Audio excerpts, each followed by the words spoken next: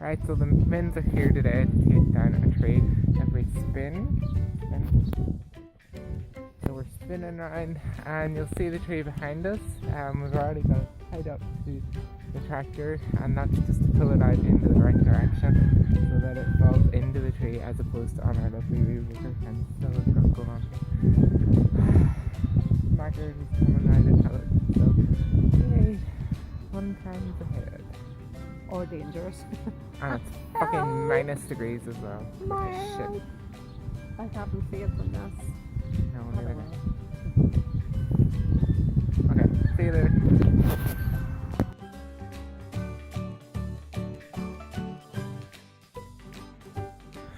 The tree's down, so we just have to chop it all up now and put it all into the shed to dry. Tractor's over there, so I had to sit in the tractor and give it a yank just to get it down.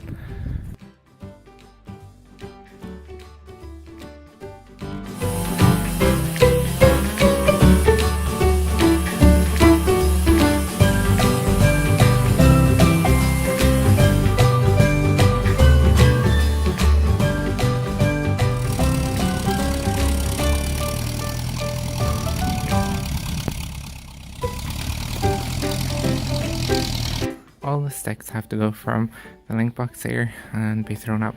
You have to build this wall in front just to keep everything sturdy and everything in, and you can see like it goes right back, so it's pretty good.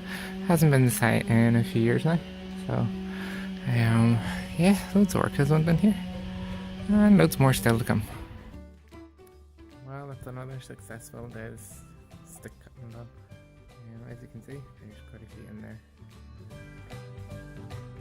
Trees in there. That's it. Hold on.